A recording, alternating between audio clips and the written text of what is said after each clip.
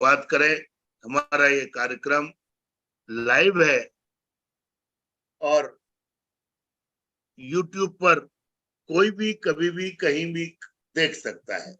तो मैं पुनः चरक जयंती की पूर्व संध्या के पूर्व सप्ताह में 7 दिन के लिए आप सभी का आह्वान करता हूं कि आप जुड़े, आइए, सुबह हम अपनी सफल करें, प्रातः चरक वंदन करें और चरक संहिता से कुछ सीखने की चेष्टा करें, जिसमें विपिन जी, राम तीर्थ जी हमारी मदद करें।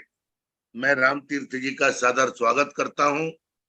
उज्जैन में शानदार पर्सनालिटी है, अब इनके विषय में कुछ भी बोलना सूर्य को दीपक दिखाना है, जिसमें राम तीर्थ जी की उपस्थिति नहीं होगी। तो मैं राम तीर्थ जी का पुनः आह्वान करता हूं कि वो मंगलाचरण से कार्यक्रम की शुरुआत करें।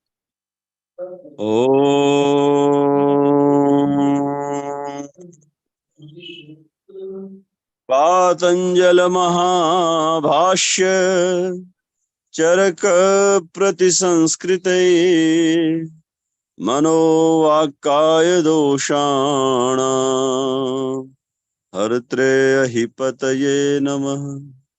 हरत्रेहि पतये नमः। हरत्रेहि पतये नमः। ओम नमो शेषावताराय चरकाय। ओम नमो शेषावताराय चरकाय। ओम नमो शेषावताराय चरकाय। ओम नमो शेषावताराय चरकाय। आप्तश्रेष्ठं महावैद्यं जगति रक्षाकारणम्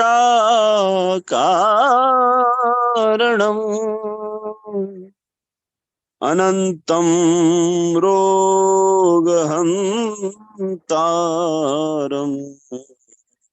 श्रीचरकाय प्रणमाम्यहम्।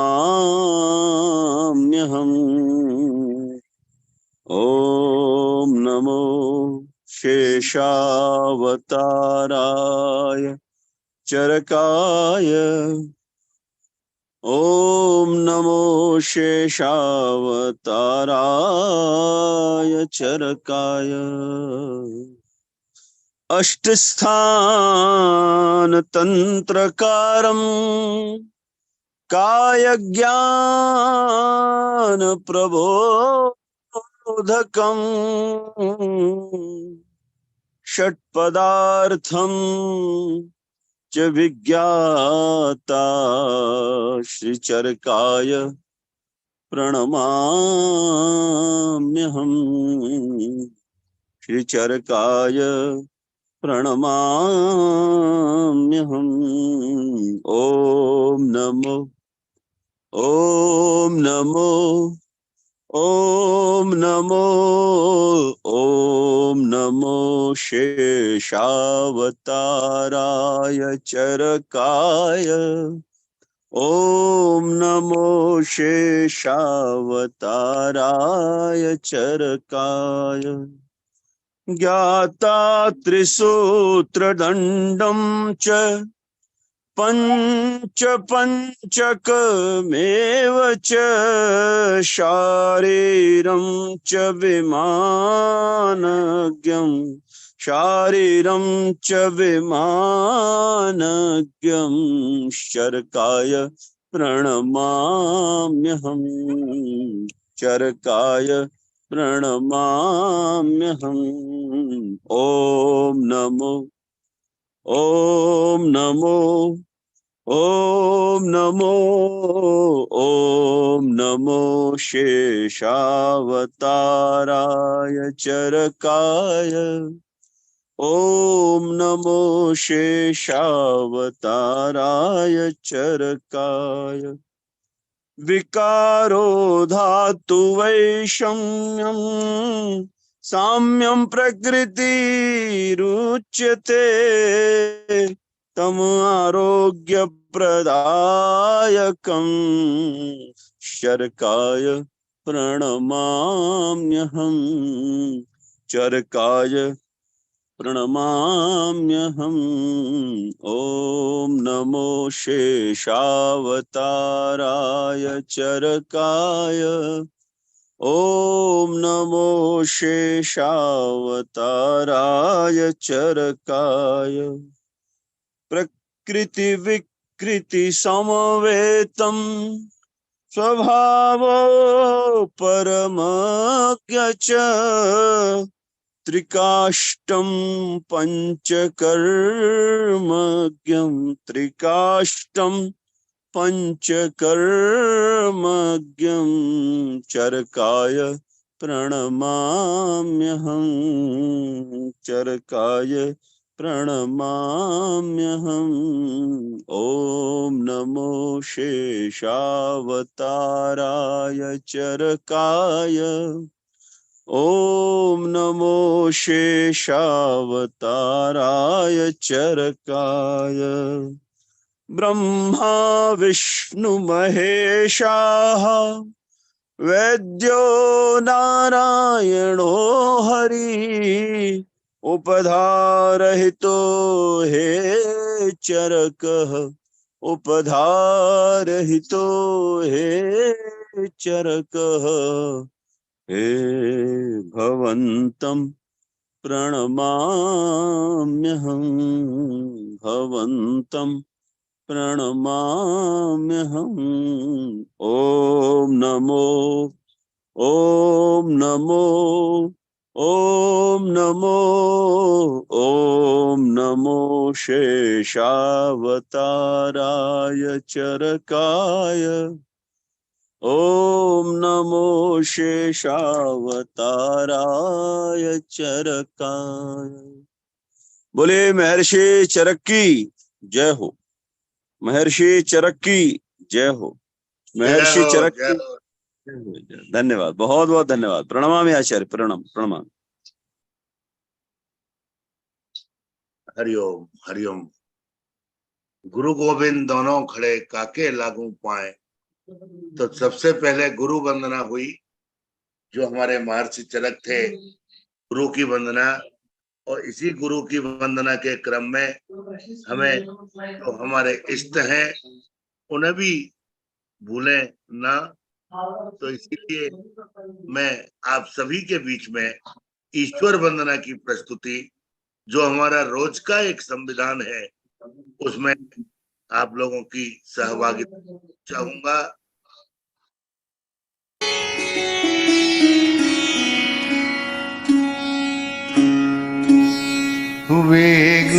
विघ्नेश्वराय वरदाय सुरः प्रियाय लंबोदराय सकलाय जगद्हिताय नागाननाय श्रुतियज्ञ विभूषिताय गौरीसुताय गणनाथ नमो नमस्ते। कर्पूर गौरम करुणावतारम संसार सारम भुजगेन्द्रहारम सदा वसंतम हृदयारविंदे भवं भवानी सहितं नमामि। या कुंदेन्दु तुषारहार धवला या शुभ्रवस्त्रावृता या वीणा वरदण्डमण्डितकरा या श्वेतपद्मासना या ब्रह्मा च्युतशङ्कर प्रभृतिभिः देवै सदा वन्दिता सा मां पातु सरस्वती भगवती निःशेषजाड्यापहा सर्वमङ्गलमाङ्गल्ये शिवे सर्वार्थसाधिके शरण्ये त्र्यंबके गौरी नारायणी नमोस्तुते। आविर्बभूव कलशं दधदर्ण वाद्यः पीयूषपूर्ण ममरात्वकृते सुराणां रोगजालजीर्ण जनता जनितः प्रशंसो धन्वन्तरिस भगवान् भविकाय भूयात्। श्री धन्वन्तराय नमः। ओम शांति, ओम शांति, ओम शांति। हरिओम, नमस्कार, सभी का पुनः स्वागत। मैं रामतीर्थ शर्मा जी और विपिन जी को बहुत बधाई देता हूँ। उन्होंने की शुरुआत की मंगलाचरण के पश्चात अब ज्ञान वर्धन और ज्ञान वितरण की एक जो प्रणाली है उसे प्रारंभ करने के लिए मैं वैद्य विपिन पांडे को सादर आह्वान करता हूँ। प्लीज आए और आज के कार्यक्रम की शुरुआत करें। वैद्य विपिन पांडे। राम, आप सबको मेरा नमस्कार। सबसे पहले तो मैं पवन सर को धन्यवाद देना चाहूंगा कि उन्होंने इस प्लेटफॉर्म पे हमको मौका दिया। रामतीर्थ सर ने आज सुबह सुबह ही जुड़ के आप दोनों लोगों ने मुझको जो प्रोत्साहन किया है वो शायद मेरे लिए आजीवन में उसका आभारी रहूंगा। इस तरह के मेरे जो है तो छोटे मोटे लेक्चर्स हमारी क्लिनिक पे और इस तरह से काफी होते रहे और स्टूडेंट्स हमसे बोलते रहे कि सर, और हमको बाहर बाहर से फोन भी आते थे कि सर आप आइए, लेकिन मैं कहाँ जा सकता हूँ, सब लोग यहाँ आ भी नहीं सकते हैं। तो ये मेरी एक सोच थी और उसको जो है साकार किया है आप लोगों ने, तो मैं आप लोग को धन्यवाद देना चाहता हूँ। और सर्वप्रथम एक ही बात कहूंगा कि आज मैं जो भी कहना चाह रहा हूँ उसमें मेरा कोई शब्द नहीं है। जो भी मेरा ज्ञान है ये आयुर्वेद का है, आचार्य चरक का ज्ञान हमारे गुरुओं द्वारा जो हमको प्रदत्त है वही ज्ञान आज मैं आप लोग के सामने प्रस्तुत करने की कोशिश कर रहा हूँ, क्योंकि ज्ञान को शब्दों में कह पाना बहुत ही मुश्किल है। तो अगर उसमें कुछ गलतियां होती हैं, कुछ ऐसी जो क्वेरी आएंगी, तो देखिए हम लोग यहाँ पे इसलिए इस प्रोग्राम का नाम हमने संवाद करके रखा है। तो मैं शिक्षक या कि गुरु अभी बनने योग्य नहीं हूँ, आचार्य चरक बन पाना तो असंभव है मेरे लिए, लेकिन अब जितना मेरे से हो सकता है उतना हम आप लोग को इसमें जो है देने का प्रयास कर रहे हैं। ये क्या है, शुरुआत हुई सन 2005 में जब मैंने BMS में एडमिशन लिया था। आयुर्वेद काफी सुना था। जब मैं यहाँ आया तो मैंने देखा कि आचार्यों का जो ज्ञान है, हमारे ऋषि मुनियों का आयुर्वेद का जो ज्ञान है वो कितना अथाह है। इस जीवन में उसको जो पूर्ण कर पाना तो असंभव था, लेकिन मैंने छोटे छोटे उसमें जो कोटेशन देखे, अध्ययन अध्यापन और फिर उसके बाद में संभाषा परिषद, आचार्य चरक की इतनी साइंटिफिक पुस्तक लिखी गई है। इसका नाम रखा गया है संहिता, मतलब जो सबके लिए समान हितकारी है। मूर्ख के लिए, विद्वान के लिए, मध्यम बुद्धि के लिए, लघु बुद्धि के लिए, चाहे उसको रोगी पढ़ ले चाहे वो सामान्य व्यक्ति उसको पढ़ ले, सबके लिए। आचार्य चरक संहिता जो है ये एक्चुअली संस्कृत में लिखी गई है। तो मैं भी इंग्लिश मीडियम से पढ़ने वाला था और मेरे ज्यादा समझ में नहीं आती, लेकिन मैं गुरुओं के सानिध्य में गया, उन्होंने मुझे छोटी छोटी जो है ट्रिक्स बताई, फिर मैं इसको उठा के पढ़ना शुरू किया। चरक चरक चरक चरक में दिन भर में बातें करता था कि नहीं ऐसा होता है ऐसा होता है। तो मैं देखा कि कुछ चीजें जो कि मैंने कभी इसमें पढ़ी नहीं थी वो भी मेरे दिमाग में आनी शुरू हो गई। जब मैं गुरुओं से उन तथ्यों की बात करता था तो वो बोलते थे बेटा ये अगले साल आप पढ़ेंगे उसमें चरक संहिता में। तो मैं बोला सर ये क्या होती है चरक संहिता है, तो वो उसमें सेकेंड ईयर से शुरू होती थी उस समय।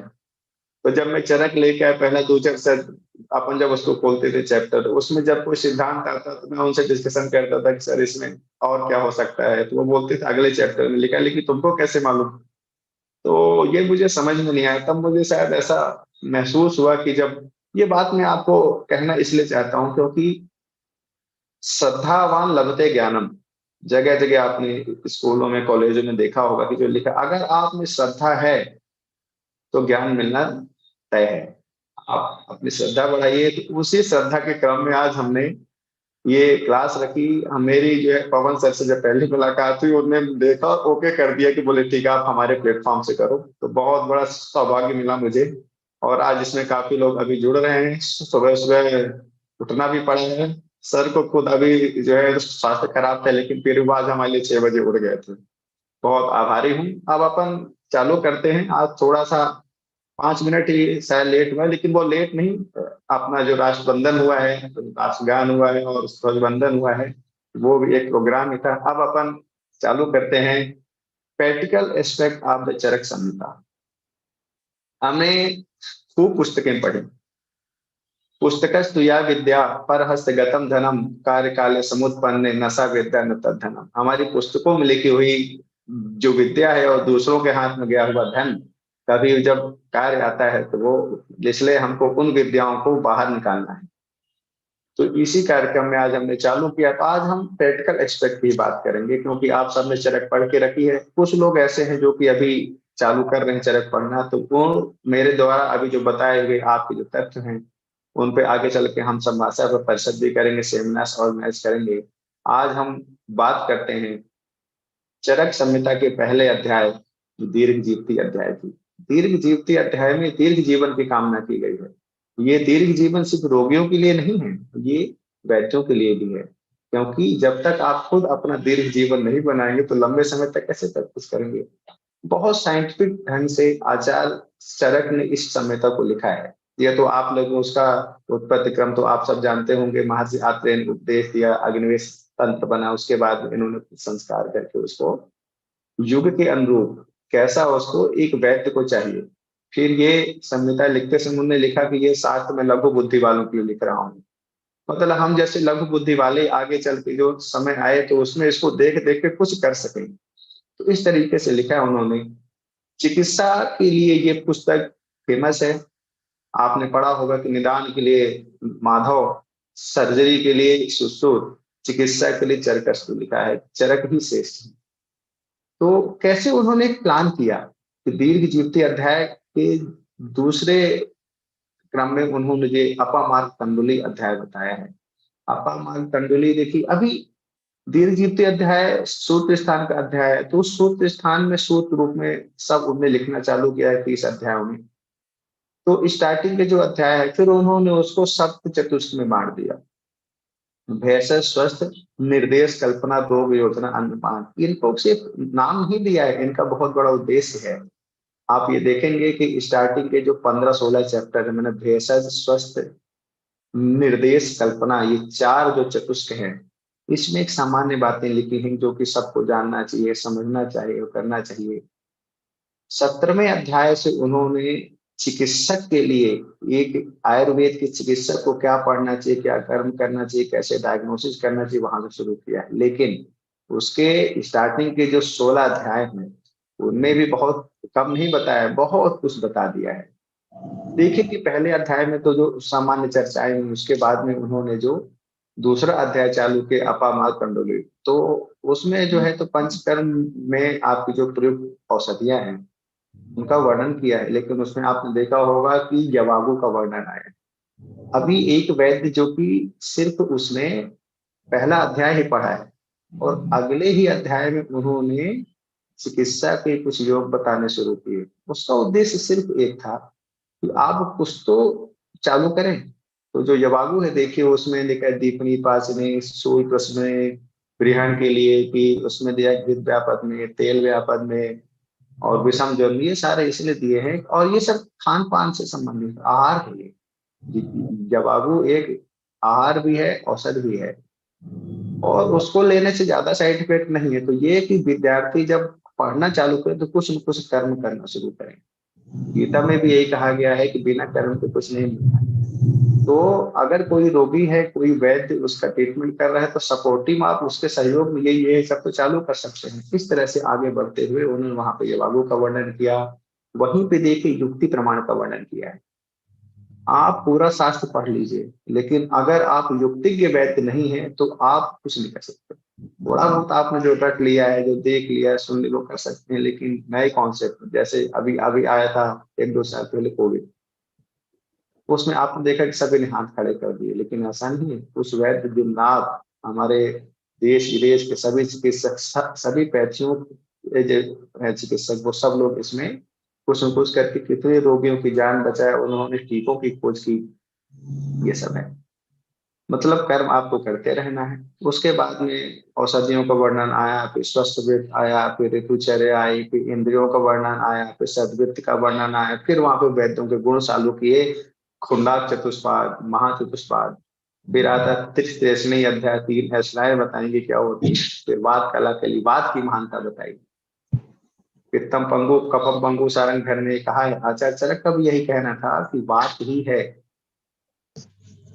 सारे कर्म को करने वाला। इस संसार में हमारे इस शरीर में सारे कर्म को करने वाला बात है। तो जिससे जो कराना चाहता है वो कराता है। पित्त और कफ से, धातुओं से सब वो काम करा रहा है। पित्त के कर्म, वात के कर्म, धातुओं का व्यूहन कर्म, ये सब बात ही कराता है। प्राण वायु जब हम लेते हैं तभी हमारे शरीर की सारी क्रियाएं चालू होती हैं, और सब वो देखिए अपान वायु निकलती रहती। अपान वायु हमारे शरीर के वेस्ट प्रोडक्ट को निकालता रहता है, मल का त्याग, मूत्र का त्याग, जैसे अपान वायु के कर्म में लिखे गए हैं। ये सब वाद कला के लिए अध्याय। फिर उन्होंने देखा कि थोड़ा वो स्नेह स्वेदन करिए, तो वहां पे देखिए उसके बाद उन्होंने जो पंचकर्म स्नेह अध्याय, फिर स्वेद अध्याय, फिर आया है उपकल्पनीय अध्याय। उपकल्पनीय अध्याय का अर्थ ही यही था कि उपकल्पनाएं। अब जैसे एक व्यक्ति है जो कि यहाँ पे चिकित्सा शास्त्र का अध्ययन कर रहा है, तो उसको आगे चल के अपना हॉस्पिटल खोलने में, अपन औषधालय खोलने में क्या क्या चीजों की आवश्यकताएं, औषधियों का संग्रह कैसे करें, वहां उपकल्पना की गई। उपकल्पना वहां पे की। उसके बाद में आज चिकित्सा प्राप्त किया है। चिकित्सा में प्रभित होना है, अब आपको चिकित्सक बनना है। अब आपको स्पेशली ये सब तो बातें हो गई, मैंने एडमिशन लिया था, जो भी लिया था। अब आपको चिकित्सा में प्रभित होकर जब काम करना है, तो वही चिकित्सा प्रवृत्ति सब बताए। उसके बाद से देखिए अब हम चालू करते हैं the main practical aspect of Acharya Charak, और उनके जो बेसिक कॉन्सेप्ट हैं। किसी भी रोग को समझने के लिए आपको नहीं मालूम वो रोग क्या है, क्योंकि देखिए हम जब शास्त्र पढ़ते हैं तो 5-6 साल हमें डिग्री करते हैं। कई जगह हमने ऐसा लिखा है, हमने देखा है, और बड़े से बड़े विद्वानों ने भी कहा है कि किसी भी सिद्धि को प्राप्त करने के लिए 12 वर्ष लगते हैं। चरक संहिता को 1 साल 1.5 साल में पढ़ पाना असंभव है। 12 वर्ष लगते हैं उसके सामान्य अध्ययन में, और हमारा तो जीवन ही खत्म हो जाता है। हम 12 साल के लिए ही जवान रहते हैं, उसी में सब काम करना है। तो अब देखिए, लेकिन ऐसा नहीं है। आचार्य चरक ने शॉर्टकट्स भी बताए हैं कि आपको समझना है। आप जब उसमें डूब जाएंगे तो आप खुद ये समझेंगे कि आचार्य चरक क्या कहना चाहते हैं। वो मार्गदर्शन भी करते हैं, एक अध्याय से कई सारे अध्याय को वर्णन कर देते हैं, एक शब्द से बड़ी बड़ी संहिता लिख देते हैं। तो अब हम मेनली उसमें आते हैं, फोकस करते हैं कि अक्सर मैंने देखा है कि अध्ययन तो बहुत लोग कर रहे हैं, लेकिन आयुर्वेद को जो प्रैक्टिशनर बहुत ही कम जो हैं भी, उनके सामान्य सिद्धांत उनको नहीं आते हैं, तो वो औषधियों का सही प्रयोग नहीं कर पाते हैं। देखिए क्या है, एक पर्चे पे 10 औषधि लिख देना, 20 औषधियां लिख देना, कोई ना कोई तो फायदा करेगी, वो ठीक है। लेकिन perfectness, selection of the one medicine, one drug therapy, एक ही औषध सेलेक्ट करिए, उसके बाद जरूरत लगे सिम्टमेटिक तो आप दूसरा करिए, तीसरा करिए। पेशेंट को देखते ही रोगों को समझना, ये बहुत। रोगम आदो परिच्छेद ततो अनंतरम औषधम। आज हम देखिए सामान्य सिद्धांतों की बात कर रहे हैं, कल से हम डायग्नोसिस की बात करेंगे। तो आज हम कुछ आपको सामान्य सिद्धांतों की बात कर रहे हैं। तो उसमें देखिए कि आचार्य चरक ने ऐसा लिखा है कि रोगम आदो परिच्छेद, सबसे पहले आप रोग की परीक्षा करिए, ततो अनंतरम औषधम। औषधियों तो सब जानते हैं, ये औषधि इस पे काम करती है, उस पे काम करती, लेकिन हुआ क्या है ये हमको जानना बहुत जरूरी है। हम ये भी जानते हैं कि चिकित्सा एक परम रहस्य है। आचार्य चरक ने कहा है कि ये परम रहस्य है, किस व्यक्ति के शरीर में कौन सी औषधि जाके क्या करने वाली है, ये कोई नहीं जानता। हम बाहर बैठ के अनुमान लगाते हैं। अनुमान लगाते हैं मतलब ध्यान दीजिए कि जो आपने 4 प्रमाण पढ़े हैं उसको ज्ञानोपार्जन के साधन बोले हैं आचार्य ने। आप तो उपदेश प्रमाण जो शास्त्रों में लिखा है, फिर आपने जो प्रत्यक्ष देखा कि हाँ ये ऐसा होता है ऐसा होता है, फिर आपने अनुमान लगाया, उपमा दी। अच्छा, अनुमान लगा के उपमा दी कि यही धनुर्वात है, यही ऐसा होता है। ये उनके कॉन्सेप्ट हैं। अब हम बात करते हैं कि जो कि 16वें अध्याय तक जो हो गया था, उसके बाद में जो 17वां अध्याय है कि अंतः शीर्षी, और उसके जस्ट बाद में लिखा है त्रिशोथी अध्याय। एक चिकित्सक के लिए ये 2 अध्याय बिल्कुल बेसिक है। कैसे बेसिक है कि अब जैसे चिकित्सा प्रभित तो हो गए, अब आपको पहले ही दिन आप क्लिनिक पे बैठे सब भूल गए कि 5 साल पहले हमारे गुरुजी ने क्या बताया था, 10 साल में क्या बताया। जब रोगी आता है तो उसमें दिमाग में कुछ नहीं चलता है, वो सब भूल जाता है जब आपके जीवन का पहला रोगी रहता है। तो मैं इस तरह के जो भी मेरे पास में स्टूडेंट आए आज तक सीखने के लिए, तो मैं उनको शास्त्र बाद में पढ़ाता हूँ, पहले यही बताता हूँ कि अगर आपको कुछ भी समझ में नहीं आ रहा तो क्या करना।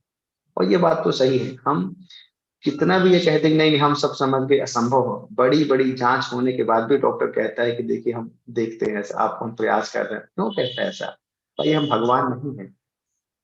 तो इसी क्रम में हम यही देखेंगे कि फिर हम रोगों को समझें कैसे। तो आप ध्यान से देखिए कि वही प्रतिसाय एक पित्त प्रकृति वाले को होता है, वही प्रतिसाय एक कफ प्रकृति वाले को होता है, वही प्रतिसाय एक वात प्रकृति वाले को होता है। वही प्रतिसाय एक अस्थिसार वाले को, एक मज्जासार वाले को, शुक्रसार वाले को, कितनी देखिए अलग अलग उसमें वेराइटीज हैं। पुरुषम पुरुषम बीज, हर एक पुरुष के लिए अलग है। तब हम क्या करें? तो बात ये आती है कि क्या हम औषधियों का परफेक्ट सिलेक्शन कभी कर सकते हैं? तो मैं तो कहता हूँ शायद नहीं, असंभव है ये। हम तो आप देखिए कि दुनिया में जितनी भी रिसर्च हुई है, सब में लास्ट में लिखा रहता है अप्रोक्सीमेटली अप्रोक्सीमेटली। पृथ्वी से सूर्य की दूरी, चंद्रमा की दूरी अप्रोक्सीमेटली। आप जांच रिपोर्ट भी देखते हैं उसमें रेफरेंस रेंज लिखी रहती है। 4 पैथोलॉजी में आप जांच करवाई तो अलग अलग रिपोर्ट आती। एक ही दिन एक ही सैंपल तो आप निकलवा के 4 पैथोलॉजी देखिए, आपकी हीमोग्लोबिन की वैल्यू में डिफरेंस आ जाएगा। हमको इस मूल सिद्धांत को समझना है। तो मैंने भी जब अपनी चिकित्सा की शुरुआत की, मैं उस समय क्या मैं सेकेंड ईयर में था, तो मैं सोचता था क्या करूं क्या करूं क्या करूं क्या करूं। मैं चरक लेके बैठा था भिखारी टाइम। तो उसमें एक श्लोक आया, ये बहुत इंपॉर्टेंट है। आयुर्वेद के जितने छात्र हैं या कि चिकित्सक हैं। अच्छा, मैं आपको बहुत अच्छी बात बता दूं कि आज हमारे साथ में सभी पैथिक लोग जुड़े हुए हैं। उन लोगों ने हमसे कहा, मैंने कहा नहीं, हमारा आयुर्वेद जो है तो ये तो एक क्या चिकित्सा शास्त्र है, ये किसी पैथी के अधीन नहीं। आप सब लोग इसमें जुड़िए। तो इसमें एमबीबीएस होम्योपैथी और अदर पैथी के भी लोग इसमें जुड़े हैं, और आगे अभी जुड़ भी रहे। कुछ लोग आज अभी यात्रा में तो अभी नहीं कर पाए, लेकिन वो सब हमारे उसमें आ रहे हैं। और सब हम लोग क्या है, मिल के ही काम करते हैं। सारी पैथी एक ही है, लिखने का ढंग अलग है, समझने का ढंग अलग है। और आयुर्वेद सबसे शास्त्रोक्त और ये ऐसे विद्वानों द्वारा लिखा गया है जैसे जो विद्वान आज इस समय में नहीं पाए जाते। समझिए मेरी बात को, मैं कहना क्या चाहता हूँ कि हम 60 साल की उम्र लेके बैठे हैं, 70 साल की, वो भी असंभव हो। वो 400 साल जीते थे, 1000 साल, 100-200 साल वो अध्ययन नहीं देते थे और कंसंट्रेशन से देते थे। तो जो ज्ञान जो पुस्तकें उन्होंने लिखी हैं वो आज की डेट में बहुत असंभव है। हम प्रयास कर रहे हैं। हमने आइंस्टीन को भी देखा, हमने हमारे कलाम साहब को भी देखा, कितने विद्वान हमारे देश में हुए, सब हुए। लेकिन उनकी भी देखिए लिमिटेशन थी उम्र की, है ना। लेकिन उन्होंने अपना, हमारे जो ऋषि मुनि थे कई हजारों सालों तक उन्होंने ऐसे परंपराएं डेवलप की, वो किया। और उस समय क्या है कि प्योरिटी भी बहुत थी। तो ये जो ज्ञान उस समय लिखा गया है वो अकाट है। मैं भी सोचता था ऐसा होगा, लेकिन ले दे के हम उन्हीं फंडों में फिर से आते हैं कि वही नीम की दातून आज हम फिर करने लगे। आज हम फिर से उसी आहार पे जा रहे हैं। अभी सरकार कह रही मिलेट्स खाइए, हमने खूब पीस के खाया। अब देखिए हम इसलिए बात करते हैं कि आचार्य चरक ने जो ये बात कही, एक चिकित्सक जब आप चिकित्सा प्रारंभ करिए, सारे फंड अपनाइएगा डायग्नोसिस के, लेकिन ये श्लोक जरूर याद रखिएगा आज जो मैं कहने चाह रहा हूँ। रोगाणाम अकुशलो न झेरियात कदाचन, ना ही सर्व विकाराणाम, नाम तो अस्तु ध्रुवा स्थिता। चरक सूक्त स्थान 18 त्रिशोती अध्याय। यही श्लोक रहा है जो कि मेरे जीवन का परिवर्तन करने वाला था। मैं भी सोचता था और तरह एलोपैथी प्रैक्टिस करूं कि ये पैथी के करूं, ये पैथी करूं, मैं मिक्सो करूंगा, ये करूंगा, नहीं नहीं कुछ नहीं। मैं सोचता था कि ज्वर क्या है, तो हमें मालूम पड़ता था फीवर है। सूल क्या है, तो हमें मालूम पड़ता था पेन है। मैं कहता ये तो वही हो गया कि वाटर माने पानी होता है, पानी माने वाटर होता है।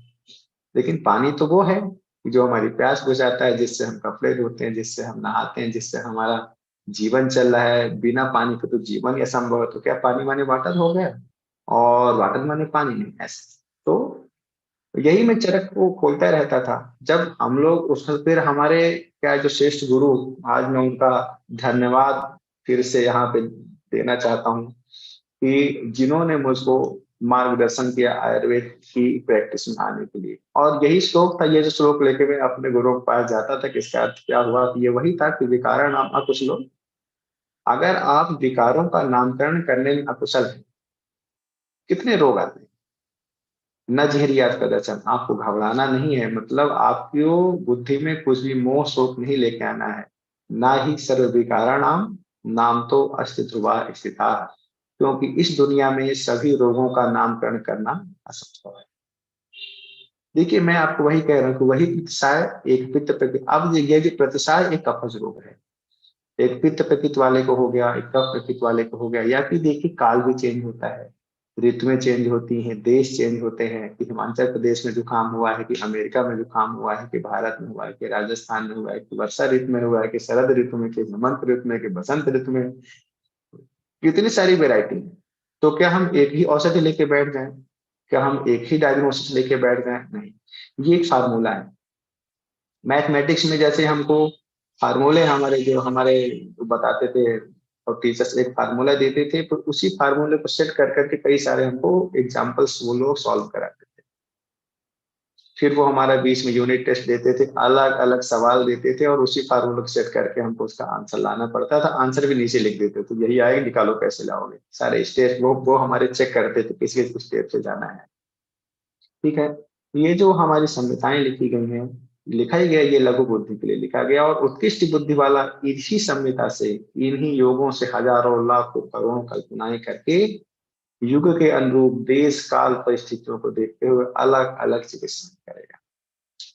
तो विकारणाम कुशलो न जीहयात कदाचन, ना ही सर्व विकारणाम नाम तो अष्ट ध्रुवास्ता। इस धरती पे सभी रोगों का नामकरण करना असंभव है। आप कितने रोग करेंगे?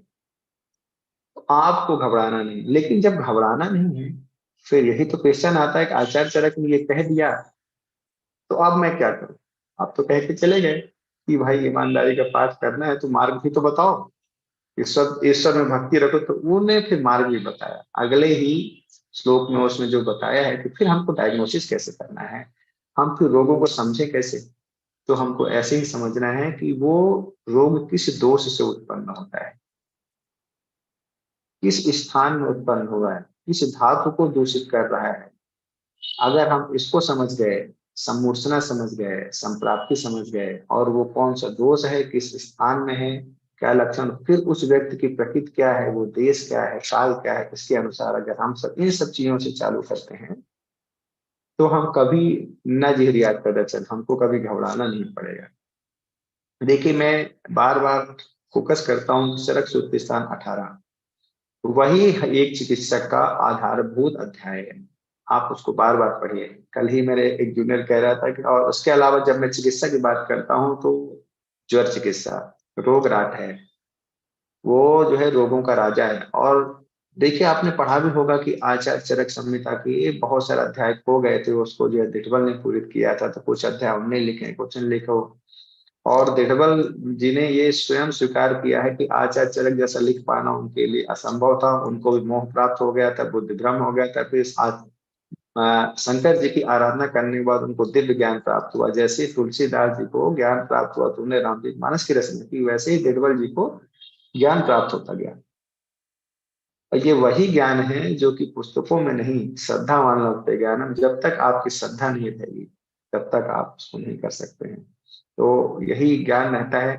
अब देखिए जो मैं बात कर रहा हूँ शोध की, उस अध्याय का नाम है चरक सूत्र 18 का 63 अध्याय। आज की जो क्लास है, तो आज हम बिल्कुल बेसिक की बात कर रहे हैं, तो बिल्कुल बेस से भी बेस चले जाइए, आप तो सब भूल जाइए कि स्रोत क्या है, कि दोष क्या है कि क्या है, सब अभी हम लोग उसका हम रिवाइज करें, उन सब चीजों को हम चेक करेंगे। तो देखिए जो त्रिश्रोती अध्याय है उसमें 3 ही प्रकार की सोच बताए गए, मतलब एक वातिक सोच, एक पैतृक सोच और एक तपस सोच। धारणा धातु है, तूषणा दोष है, दोषा मलिनीकरणान मलाय। धातुएं तो धारण करती हैं, मल तो शरीर से निकल गए, शरीर में उठा पटक कौन बचाता है, दोष। वात पित्त कफ यही शरीर को दूषित करते हैं। तो दूषित करने का अर्थ ये नहीं होता है कि उनमें गंदगी फैला दी, वो तो मल है ना। मलिनीकरण दोष मतलब जो धातुएं जो सामान्य अवस्था में है उनको अप एंड डाउन करते रहते हैं, कभी वृद्धि की ओर ले जाते हैं, कभी क्षय, कभी क्षय, कभी वृद्धि, कभी क्षय वृद्धि, और वो सेल्फ लिमिटिंग होते हैं। प्रातः काल में कब बढ़ता है, अपराह्न काल में पित्त, सायं काल में वात बढ़ता है, वर्षा ऋतु में वात बढ़ती है, शरद ऋतु में पित्त बढ़ता है, बसंत ऋतु में कब बढ़ता है। लेकिन ये प्राकृतिक है, हम उसको विकृत नहीं समझेंगे। अगर वो प्राकृत दोष इतने बढ़ गए कि अब वो स्वभाव में नहीं लौट पा रहे, तब वो विकृत होगी। तो ये जो शोध की मैं बात करता हूँ कि त्रिशोती अध्याय, और दूसरा उसमें फिर लिखा है कि 3 ही प्रकार के शोध होते हैं, और उसके बाद में 2 और शोध के भेद कहे गए, एक निज और आगंतुक। तो ये बात पित्त कफ, कोई भी रोग होगा, चाहे वो निज हो चाहे आगंतुक हो, वात पित्त कफ को ही दूषित करते हैं वो, उसी के कारण हमारे शरीर में रोग उत्पन्न होते हैं। दोष साम्यम आरोग्यता, जब तक वात पित्त कफ समावस्था में है तब तक रोग उत्पन्न नहीं होगी। आगे फिर आगंतुक हो, आगंतुक भी करता है, तो आगंतुक शोध भी हो सकते हैं कि किसी आपको जो है विषैले इंसेक्ट ने काट लिया है, कि किसी ने धारदार शस्त्र से आपको प्रहार किया है, या कि किसी भी कुछ इस तरह से हो सकते हैं कि चोट लग गई है, कि इस तरह आप ये जो विष पान किया है, कि गर्भ विष हो गया, कि दूसरी विष हो गया, इनसे भी हमारे शरीर में शोथ उत्पन्न होते हैं, तो ये आगंतुक शोथ में आते हैं। निज शोथ क्या है, निज शोथ हमारे जो आहार से विहार से जो उत्पन्न होते हैं शरीर में। अब बात ये आती है कि कल से फिर हम डायग्नोसिस की बात करेंगे, आज जो मूलभूत है आपके जो सिद्धांत है, तो उसमें देखिए कि जब हम ये बात करते हैं, कई सारे स्टूडेंट हमसे ऐसा पूछते हैं कि सर जब एक ही शोथ है तो फिर 3 ही दवाइयों से काम हो जाना चाहिए, अलग अलग औषधियां क्यों हैं। अलग अलग औषधि हो जाता है काम, ऐसा नहीं है, आप 3 दवाई भी अगर आप सेलेक्ट कर ले, लेकिन फिर हमको देखना है कि वो शोथ उत्पन्न कहाँ हो रहा है। इसी अध्याय में आप जब इसको पढ़ेंगे, ठीक है ना, त्रिशोती अध्याय में, तो त्रिशोती अध्याय में ही आप उसमें देखेंगे कि अलग अलग जो शोथ बताए गए हैं, उसी शोथ के बाद में वो शोथ किसी स्थान विशेष पे जब उत्पन्न हो तो उसका नाम अलग कर दिया है। कहीं उपजिह्वा कर दिया है, कहीं संखा का रोग कर दिया है, कहीं पे गलगंड कर दिया है, कहीं पे गलग्रह कर दिया है। ये समझने की बात है, क्योंकि आचार्य चरक उसमें लिख रहे थे, जैसे गाय को निबंध लिखते हैं, तो गाय के निबंध में क्या हम गाय के बारे में सब जान सकते हैं? नहीं, हम गाय के बारे में कितनी पुस्तकें हमने मान लिया अध्ययन कर लिया, गाय को ऑनलाइन देख रहे, लेकिन जब तक गाय को पकड़ा नहीं, देखा नहीं, उनके साथ रहे नहीं, तब तक हम गाय को नहीं समझ सकते। तो जो वो लिख सकते थे वही उन्होंने लिखा है। तो वो उस अध्याय में यही बताया कि 3 प्रकार के शोथ हैं। फिर आप थोड़ा सा आगे बढ़ेंगे तो उसमें ये बताया कि अलग अलग जो शोथ हैं तो किस किस स्थान में हुए। जैसे उसमें बताया गया प्लीह रोग है, गलग्रह है, गलगंड है ना। तो ये सब शोथ स्थान, लेकिन है वो बात पित्त कफ के शोथ, बात पित्त कफ। अब आप देखेंगे कि कोई प्राकृतिक रूप से कफ का ही स्थान है, और वहां पे कफ शोथ हो गया, कफ का स्थान है, कि वातिक शोथ हो गया, कफ का स्थान है तो पैतृक शोथ। अब एक क्वेश्चन ये आता है कि ये अलग अलग शोथ कैसे उत्पन्न होते हैं? ये आपके आहार विहार से उत्पन्न होते हैं। हम जो आहार विहार करते हैं, या कि जो ऋतु परिवर्तन हुआ, तो प्राकृतिक रूप से भी अगर कोई दोष वृद्धि को प्राप्त हो रहा है, क्षय को, और हमारी इम्यूनिटी इतनी अच्छी नहीं है, हमारा जो ओज है, हमारा जो बल है वो अच्छा नहीं है, तो फिर एक बार अगर वो व्यतीत हुआ है, दोष क्षय वृद्धि को प्राप्त हुआ, साम्य अवस्था में नहीं प्राप्त होता है। तो आपने पढ़ा होगा, जब मैं बात करता हूँ कि चिकित्सा प्राप्ति अध्याय में एक स्वभावो परम बात की बात है, तो स्वभावो परम बात में है कि दोषों का विषम होना ये सब स्वभाव है, और फिर से उनका साम्य हो जाना, यही स्वभाव परम बात है। वो स्वभाव से ही विषम होते हैं और स्वभाव से ही प्राकृतिक विकृत अवस्था को प्राप्त होते रहते, क्षय वृद्धि होती रहती है। लेकिन अगर क्षय हो गए, वृद्धि नहीं हुई, वृद्धि हो गई, क्षय नहीं हुई, तब फिर वो विकृतियों को उत्पन्न करते हैं। तो यही है। अब देखिए वही जो शोथ है, जैसे मैं प्रतिसाय की बात करता हूँ, तो वही प्रतिसाय, अभी जैसे हमने एग्जांपल भी दिया था कि प्रतिसाय एक कफक व्याधि है, प्रतिसाय एक पित्त प्रकृति वाले को हो गया, तो कफज व्याधि है, कफ के स्थान पे हो रहा, पित्त प्रकृति वाले को हो गया, तो वहां पे उष्ण चिकित्सा से आप कफ का नहीं, वहां पे फिर ऐसी चिकित्सा करनी पड़ेगी जो कि कफ पित्त शामक हो, तब अपन बात करते हैं तिक्त रस की। अगर आपने यहाँ पे मधुर रस ले लिया तो पित्त का शमन होगा, कफ बढ़ जाएगा। अगर आपने मधुर की जगह अगर इसको कफ को शांत करने के लिए आपने कटु रस ले लिया तो कटु से कफ को शमन होगा, पित्त बढ़ जाएगा। लेकिन तिक्त रस है तो हर चीजों का सॉल्यूशन अलग अलग अध्याय में दिया गया है, जो कि स्टेप बाय स्टेप हमारी 8 दिन की क्लास है, जैसे हम बात करते रहते हैं मूलभूत सिद्धांतों में हम आपको यही बात करते हैं। तो इस तरह से आप इसको जो है तो देखते रहिए। दूसरा फिर आप देखिए इसी अध्याय में 3 प्रकार के सोथ, फिर निज सोथ, फिर आगंतुक सोथ, उनके अलग अलग स्थान, अलग अलग काल बताए गए कि वातिक सोच जो है तो दीपावली होगा, किराती बलि होगा, कि पैतृक सोच जो है दीपावली होगा, किराती बलि होगा, कि कफा सोच दीपावली होगा, किराती बलि होगा। देखिए पित्त का काल दिन में रहता है तो वो दीपावली होता है, कफा सोच जो रात्रि बलि हो जाता है। क्षिप्र उत्थान, वातिक सोच बहुत जल्दी उठता है और शांत भी हो जाता है। कफा सोच उठ गया तो शांत होने में टाइम लगता है। पैतृक सोच जो ओस, शोष, पर्दा, धुमायन, ये सब उसमें जो आपको जो लक्षण दिखते रहते हैं अलग अलग, यही सोच आप देखते रहिए। अभी जो अलग अलग जो रोग उत्पन्न होते हैं इनका क्या कारण है? अलग अलग रोग, भाई हम कह रहे हैं ना कि अभी हमने इसकी बात की प्रतिसाय की, तो ये अगर सोच सोच है तो फिर अलग नाम क्यों देना पड़ा आचार्यों को? नाम इसलिए देना पड़ा क्योंकि अलग अलग स्थान भेद से होते रहे। किसी स्थान में मान लीजिए कोई एक देश है, औषधियों का नाम आपने पढ़ा होगा ना, राम हिंदू को बोलते हैं, दुबई देही तितली को बोलते हैं। स्थान ऐसे ऐसे नाम पड़ते गए, किसी स्थान पे अलग रोग होता रहा, अलग होता रहा, कि हमारे शरीर में जो अलग अलग स्थान बोले गए आमा चाहे पप्पा से, वहां कोई उसके हिसाब से उसका नाम हमने रख दिया है कि आचार्यों ने रख दिया है। वही सोच देखिए जब गृहिणी में होता है, तो वातिक गृहिणी, पैतृक गृहिणी, कफल गृहिणी, ये होता है ये सोच ही। सोच से ही आप इन सब चीजों को देख सकते हैं, आप जान सकते हैं। सोच को समझना बहुत ही जरूरी है। उसके अलावा आप देखेंगे कि हमारे जो पोस्ट रहते हैं, पोस्ट को भी हमको समझना बहुत जरूरी रहता है। क्योंकि देखिए मैं ये सबको एक ही बात बोलता हूँ कि आज देखिए कितनी ज्यादा डायग्नोसिस की चीजें आ गई हैं। X-ray, MRI, pathology, CT scan, Tesla MRI, सब सब सब सब हो गया, लेकिन उसमें भी एक क्वेश्चन मार्क लगा रहता है कि please correlate clinically. These are the mathematical datas जो इक्विपमेंट के द्वारा बताए गए हैं, वो बताए गए, लेकिन क्लिनिकली कोरिलेट करना पड़ता है। तो वो क्लिनिकल कोरिलेशन दोषों से अच्छा कोई नहीं कर सकता है। जब आप दोषों के सिद्धांत को समझेंगे तभी आप क्लिनिकल कोरिलेशन बहुत अच्छे से आप उसको कर सकते हैं। तो आप लोग से एक निवेदन भी है कि इसमें तो कई सारे हमारे जो है तो वरिष्ठ लोग भी जुड़े हुए हैं, तो उनको मैं अभिवादन करता हूँ और क्षमा चाहता हूँ आप लोग के सामने इस तरह से मैं बोल रहा हूँ, क्योंकि आप लोग हमसे ज्यादा ज्ञानी, लेकिन आपने हमें मौका दिया यहाँ पे बोलने का।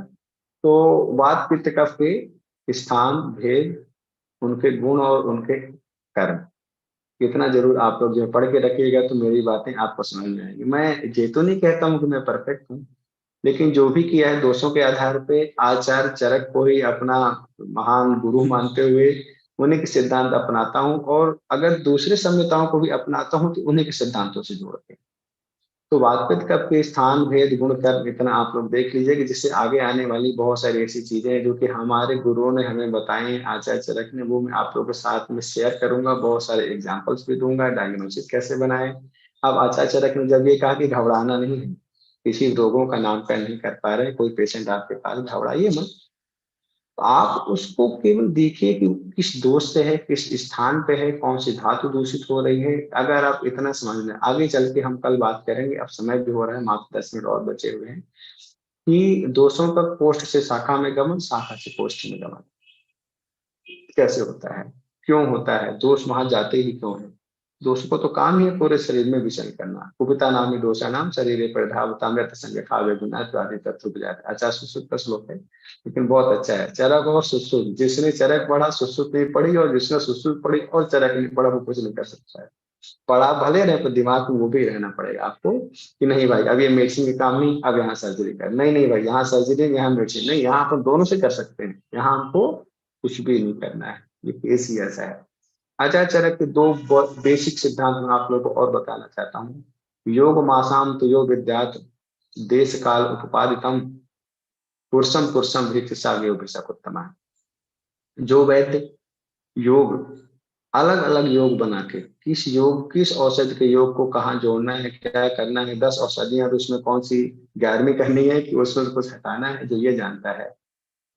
योग मासाम तो योग विद्या देश काल उपपादिताम, कौन सा देश है और कौन सा काल है।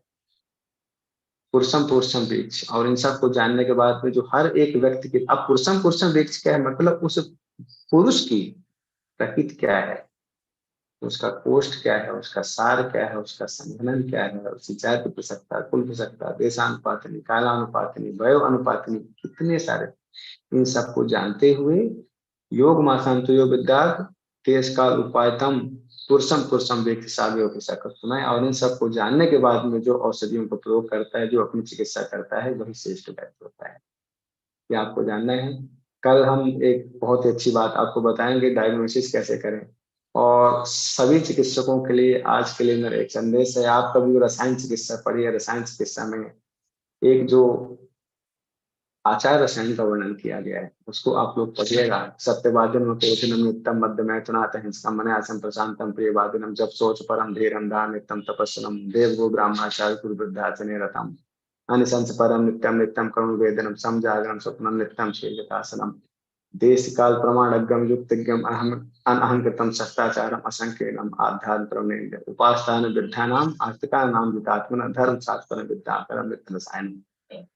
जो वैद्य इन गुणों को का पालन करता है वो बहुत ही अच्छा वैद्य बनता है। हम लोग प्रयास कर रहे हैं अभी, धीरे धीरे धीरे धीरे, ऐसा ऐसा जरूरी नहीं कि सारे कर पाए, सारे तो संभव ही नहीं, नहीं तो हम लोग को मोक्ष मिल जाएगा, तो यहाँ तो भेजा तो ईश्वर में है। तो सत्य का पालन, सभी रसायनों से सत्य आचार रसायन, और उसका पहला वर्ड है सत्य।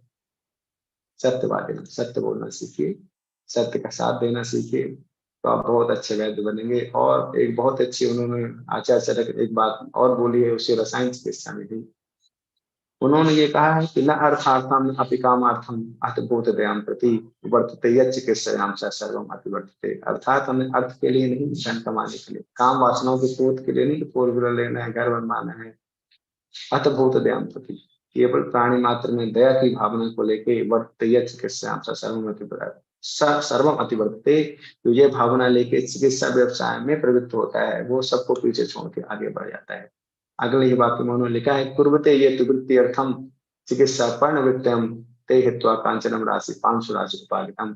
मतलब जो अपनी वृत्ति के लिए, पालन पोषण के लिए चिकित्सा व्यवसाय करता है, तो वो स्वर्ण राशि को छोड़ के पांशु राशि को समेटता है। पांशु राशि क्या है, मिट्टी के ढेले, सूखे पत्ते, एक फलदार वृक्ष के नीचे अगर आप खड़े हैं, आप ऊपर नहीं देख रहे हैं, उसमें फलदार वृक्ष हैं, आम के पेड़ के नीचे खड़े रहिए, थोड़ा सा इंतजार करिए, जब आम पकता है तो अपने आप टपकता है और आपको फल मिलते हैं, आपको तोड़ना भी नहीं पड़ता है।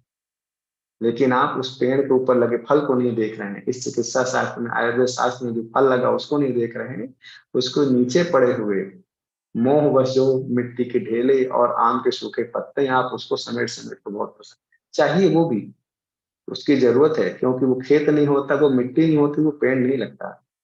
लेकिन भाव आपकी वही होने चाहिए कि हमको प्राणी मात्र में दया की भावना ही लेके हमको चिकित्सा व्यवसाय कर। आज जिस दिन आप ये सीख गए, श्रद्धावान लभते ज्ञानम, प्राणी मात्र में दया, वैद्य के गुण पढ़िए, आप चिकित्सा के गुण पढ़िए, तो आपको अच्छा वैद्य बनने अपने आप पेशेंट आते हैं, पेशेंट आपको देख के ठीक होते हैं।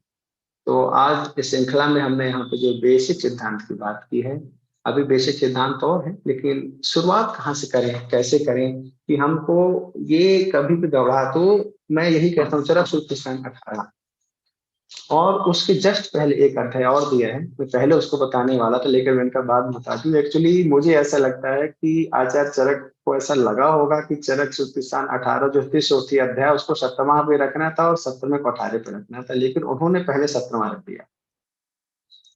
कितने महान थे वो, उनको मालूम था बेसिक से नहीं, कुछ न कुछ इमरजेंसी ट्रीटमेंट होती है कि जो आपकी जो इमरजेंसी जो होती है उसमें ज्यादा दोषों को हमको ध्यान नहीं, इमरजेंसी ट्रीटमेंट करना। तो कियंते शीर्षी, मैंने सबसे पहले सिर का वर्णन किया है, उसके बाद निज स्रोत आगन। तो शरीर देखिए, सिर ही नहीं रहा तो फिर कुछ नहीं रहेगा। सिर में चोट लग जाती है तो आपातकाल ही आती है, हाथ पैर में चोट लगी, किसी की हड्डी टूट गई, किसी के लीवर का ऑपरेशन हो गया, किडनी एक निकाल दी, ठीक है, एक पैर नहीं रहा, हार्ट में भी बाईपास डल जाते, स्टैंडर्ड ब्रेन सर्जरी, ब्रेन का ट्रीटमेंट बहुत मुश्किल है, हम चीर फाड़ के देख भी नहीं सकते हैं, ज्यादा उसकी जांच करने में भी, एमआरआई करने में भी रेडियो एक्टिव उसके रेडिएशन होते हैं तो उसमें भी दिक्कत जाती है। उन्होंने सबसे पहले कियंत शीर्षी अध्याय का वर्णन किया है। कियंत शीर्षी अध्याय में शिरोरोग, उसके बाद में देखिए दूसरों ने कहा हृदय रोग, ये बहुत इंपॉर्टेंट है, ये हमारे मन में स्थान, ये त्रिमन में भी आते हैं, हृदय रोग का वर्णन किया। उसके बाद उन्होंने देखी कि प्रमेह का वर्णन तो निदान स्थान में किया है, लेकिन प्रमेह पीड़िकाओं का वर्णन वहां कर दिया है, क्योंकि उनको मालूम है कि आगे चल के प्रमेह से बहुत लोग दूषित होंगे, बहुत लोग उससे जो है तो पीड़ित होंगे, तो उसमें जो है तो प्रमेह का वर्णन, वहां पे प्रमेह पीड़िका है, उसमें विद्युति का वर्णन किया है, ये सब इमरजेंसी है। विद्युति शरीर के अंत विद्युति, बाह्य विद्युति, अंत विद्युति, अंत विद्युति को हम कैसे पहचाने कि अगर जो यकृत में विद्युति है तो उच्छ्वास में हमको दिक्कत होती है। अलग उन्होंने बताया गया कि इस विद्युत में क्या होता है, क्या होता है, और यही पे यही वो अध्याय है जहाँ पे अक्सर लोग कहते हैं कि वृक्क और वस्ती में अंतर नहीं समझ पाते हैं। तो वस्ती जहाँ पे मूत्र कलेक्ट होता है, स्टोर होता है, वस्तीवाद का स्थान, लेकिन वहीं पर उन्होंने वृक्क का भी नाम लिया है कि वृक्क में भी विद्युत होती है, मतलब किडनी को जानते थे, किडनी लीवर दोनों को उन्होंने वर्णन किया है। इनके इम्पोर्टेंस की हम स्पेशली एक 10 या 5 मिनट का अलग संवाद रखेंगे, किडनी और लीवर, उसके जब इतना सारा कुछ बताया तो किडनी लीवर के बारे में अलग से क्यों नहीं बताया, लेकिन कितने इंपॉर्टेंट अंग है आपको क्या है, इसके बारे में हम बात करेंगे, उस पर अलग से हम एक संवाद रखेंगे।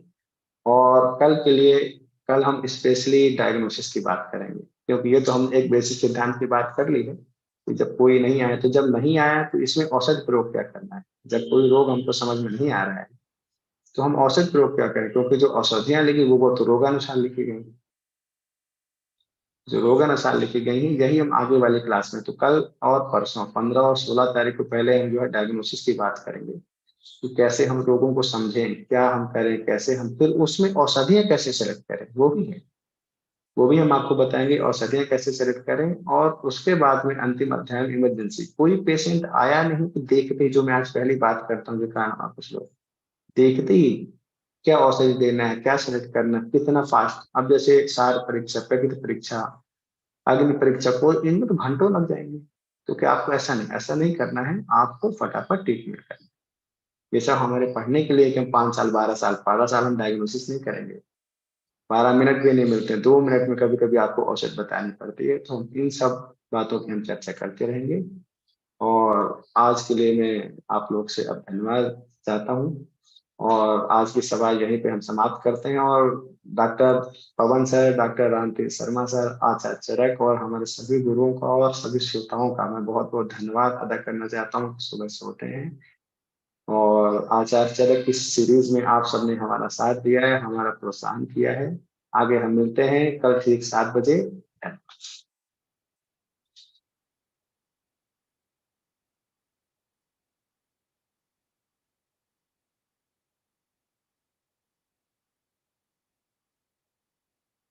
हरिओम हरिओम, बहुत अच्छा, बहुत अच्छा विपिन जी, आपने मतलब ऐसा सरल शब्दों में समझाया है कि यदि कोई चरक संहिता न पढ़ा हुआ आदमी भी समझे तो डेफिनेटली ये एक उसके लिए उपयोगी होगा।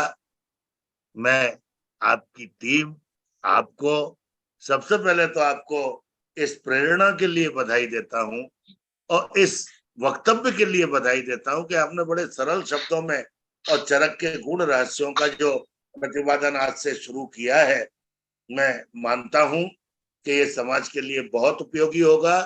और न केवल स्टूडेंट्स, हम चाहें तो इसकी यूट्यूब लिंक मैंने सब आपको सर्कुलेट कर दी है, आप एक इस का ग्रुप बना लें चरक संवाद का, जिसमें अपन लोग ये डालते रहें और कंटिन्यूअस हर अल्टरनेट डे।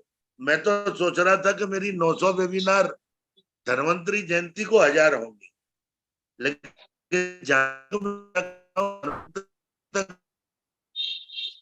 हो जाएंगी। क्यों? क्योंकि जैसे ही ये चरक का सप्ताह, प्री चरक सप्ताह खत्म होगा, जो आदरणीय विपिन जी के मार्ग निर्देशन में शुरू हुआ है, तो उसके बाद चरक पक्ष का एक प्रायोजन है जिसमें एक बुजुर्ग और एक young age next gen speakers हमको 15 दिन नेक्स्ट चरक जयंती के बाद, जैसा पिछली बार हम लोगों ने किया था, खंडेल जी भी थे उसमें, उसमें BL गौड़ जी भी थे, सभी एक बुजुर्गों ने आशीर्वाद दिया था। ऐसा फिर प्लान है, आप लोग जुड़ते रहिएगा। और ये न केवल स्टूडेंट्स के लिए, ये टीचर्स के लिए भी बड़ी सीखने की बात। टीचर्स सब, मैं भी इंग्लिश मीडियम में, विपिन जी भी इंग्लिश मीडियम में पढ़ते हुए जब इतने चरक को हम आत्मसात कर सकते हैं। हमारे मित्र तपन जी भी हैं, मेरे भाई हैं, बड़े भाई तपन वैद्य, वो भी चरक संहिता को गले से लगा के रखते हैं। तो अलग अलग चरक के भक्त बहुत मौजूद हैं। और ऐसे ही आज एक भक्त से सामना हुआ, डॉक्टर विपिन पांडे, आपको बहुत बहुत धन्यवाद, बहुत बहुत स्वागत आपका। आपने जो ये प्रेरणा शुरू की, बहुत ही अच्छा, बहुत ही अच्छा, ग्रेट, ऑल द बेस्ट। आप अपने जीवन में सक्सेस प्राप्त करें हर जगह, और अपने स्टूडेंट्स को ऐसे ही ज्ञान बांटते रहें, चरक का अप्लाइड ज्ञान। ये मेरी प्रभु से प्रार्थना है। विपिन जी, अभी आज इस कार्यक्रम को हम समाप्ति की ओर ले जा रहे हैं। कल से मैं चाहूंगा कि यदि विपिन जी अलाउ करें तो 1-2 प्रश्न ले लिया करें। वो कल से मैं 2 प्रार्थनाएं करना चाहता हूं। एक, नंबर 1, 2-3 लोग को होस्ट रहें, 2-4 लोग, जिससे आराम से रिस्पॉन्सिबिलिटी शेयर हो, नंबर 1। नंबर दूसरी, आजकल चरक संहिता में बड़ा अच्छा है, आप तो अध्याय वाइज ले रहे हैं, ये TKDL वगैरह में चरक संहिता एज इट इज है, तो कोई एक आपका असिस्टेंट जो आपका स्टूडेंट हो, वो जब आप जो बात बोल रहे हो उसको वो शेयर भी कभी कभी कर सकते। सब कुछ नेट पे मौजूद है, सब कुछ नेट पे मौजूद है। यदि समझ लीजिए आप कोई श्लोक बता रहे हैं तो वो उसको शेयर उस समय 2 मिनट को कर दे। तो ऐसा एक प्री प्लान बना के पहले से चलिए, नंबर 1। नंबर दूसरा, यूट्यूब की लिंक जितनी जगह शेयर करेंगे बहुत अच्छा है, आराम से उसको शेयर कीजिए। आप अपने उस पे भी चलाइए, अपने चैनल पे, जितना प्रचार ज्ञान का हो उसमें किसी का स्वार्थ नहीं है। हम जो भी ये यज्ञ कर रहे हैं, आज 891वां यज्ञ था ये, हमारी आहुतियां राम तीर्थ ने और विपिन जी ने दी, बहुत अच्छा लगा, बहुत अच्छा लगा। कल से और प्लान वे में जैसा आप चाहें, यदि और भी बात बोलना चाहता हूं, यदि चरक पे कोई वीडियो है, यदि चरक पे कोई एनिमेशन है, तो उसको भी बच्चों से व्यवस्था करवाएं, जिससे बीच में थोड़ी सी प्रसंगवत चेंज होकर रोचकता भी आए, और वो हम 2 मिनट का वीडियो दिखा दिए। शर्त इतनी सी है कि वो वीडियो या एनिमेशन यूट्यूब पे नहीं होना चाहिए। यदि यूट्यूब पे है, समझ लो, तो उसमें आपको एक लाइन किसी से भी बुलवानी पड़ेगी कि हम धन्यवाद देते हैं उनको जिनके यहाँ ये वीडियो है, कट सी। तो बस ये कॉपीराइट का मामला होता है, क्योंकि हम यूट्यूब में किसी की दूसरे की चीज हम अपनी तरफ से प्रेजेंट बिना कट सी के नहीं कर सकते, कट सी कहीं ना कहीं देना पड़ेगी। तो ये छोटी छोटी सी बातें हैं। कल से सुबह से जरूर जुड़ेंगे। अब कल 7 बजे का समय ऐसा है कि वो थोड़ा क्रिटिकल है, मैं नहीं जानता झंडा वंदन का टाइम क्या होता है। सर अलग अलग है, कहीं 7 बजे, कहीं 8 बजे, कहीं हमारे कॉलेज में तो 9 बजे है। तो ठीक है, तो ठीक है, 9 बजे तो फिर कोई चिंता ही नहीं। हाँ, क्योंकि कल 7 बजे बहुत अच्छा रहा कि आज ये सर आज देशभक्ति से शुरू हुआ। आज तो झंडा वंदन हो गया ना सर। हाँ, आज तो शुरुआत ही उससे हुई है भाई, इससे बढ़िया बात क्या हो सकती है। इससे अच्छा, बढ़िया क्या कल हो सकता हम 2 बजे से 4 बजे तक देश प्रेम का कवि सम्मेलन करने जा रहे हैं। उसमें आपकी नजर में यदि स्टूडेंट हो, टीचर हो, कोई देशभक्ति की अच्छी कविताएं यदि करते हैं तो मुझे जरूर बताएं, 2 मैं घंटे के बता अंदर बताएं, जिससे मैं कल का डिजाइन बना सकूं। और एक नया कार्यक्रम हमारा देशभक्ति के प्रेम कवि सम्मेलन में, हम साल में 7 या 8 कवि सम्मेलन करते हैं। तो 7-8 कवि सम्मेलनों में बिल्कुल देश प्रेम से कल बात शुरू हो 2 बजे से। मुझे बताएं, रिकमेंड करें। एज की कोई बार नहीं, आयुर्वेद की कोई बार नहीं, यदि देश प्रेम के गीत या देश प्रेम की कविताएं स्वरचित नहीं भी हो तो चलेगी, क्योंकि कविता कविता है, सबको आनंदित करती है, आंदोलित करती है। तो मैं चाहूंगा कि आप लोग मुझे फोटो, डिटेल और व्हाट्सएप जो आप सब सुन रहे हैं विपिन जी के पास भेज दें, विपिन जी मेरे पास भेज दें। फोटो, डिटेल और व्हाट्सएप नंबर, जो नई प्रतिभाएं हैं उनको मैं लाना चाहता हूं। मैं पिछले 3.5 साल से कितने कवि सम्मेलन कर चुका हूं। मैं नहीं चाहता कि बहुमुखी प्रतिभाओं का रोधन हो और वो कहीं ना कहीं अटक जाए। प्लीज सपोर्ट कीजिए। विपिन जी, आप अपनी टीम से, टीचर हो, सर्कल में हो, जो देश प्रेम के गीत गा सकेगा, जो देश प्रेम की किसी की भी, चाहे वो अटल बिहारी जी की कविताएं सुनाए उनकी अंदाज में, तो भी उनका स्वागत है। मैं ऐसी नई प्रतिभाओं का आह्वान करता हूं इस मंच से, और विपिन जी करता हूं, कल के लिए प्लान बता दीजिए और थोड़ा सा आज का कंक्लूजन, उपसंहार। उपसंहार हो गया।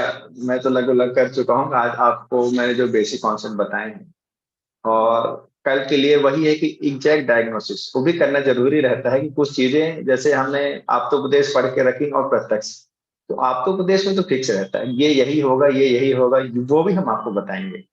और आज का जो हमने बताया था कि जो चीजें नहीं है, क्योंकि नए नए रोग भी तो उत्पन्न होते हैं, तो उसका एक बेस बनाना जरूरी था कि कभी कोई नया रोग आ गया जो कि शास्त्रों में नहीं लिखा है, कुछ नहीं लिखा है, तो उसको हम कैसे जाने, ट्रीटमेंट कैसे चालू करें, वो हमको सबसे पहले सीखना है। फिर जो रटी रटाई चीजें उनको रखना भी है ना। तो वो हम कल से चालू करेंगे। तो कल का और अगला दिन जो है परसों का, इसमें एग्जैक्ट डायग्नोसिस कैसे हम बनाए रोगों की, हम उस पर बात करेंगे। और डिफरेंशिएशन कैसे करें दूसरे रोगों से।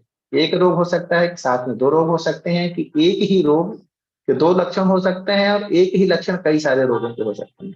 इन सब पे हम बात करेंगे, तो आप लोग तैयार रहिए। और सर का आशीर्वाद हम लोग को मिल रहा है, तो आगे अच्छा ही होना है। ठीक, धन्यवाद।